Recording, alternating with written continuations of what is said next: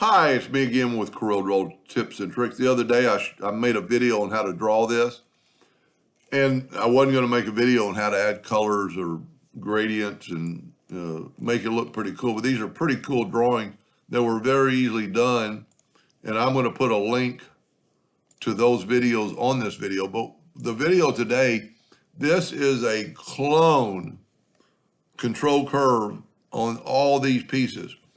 So look what we can do. If you'll watch, let me zoom in here. You can completely change your clone. Look at that. I mean, keep an eye right there and look what's happening.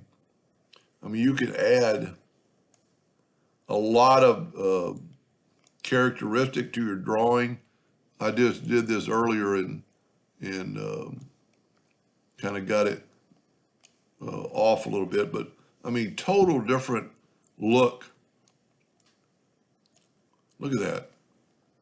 So with that in mind, and if you don't know how to clone, just search clone and it'll show up. So this is a clone called a control curve. We can make it blue. We can make it dark blue. We can make it black. But what the real good thing about it, if you want a little bit more wave, I'm only going to move this one, and it moves those. So you can kind of see in real time. Now, granted, you could change, all these at one time, but you'd have to grab them all with the pick tool, grab them all with the shape tool, and move them, all of them together.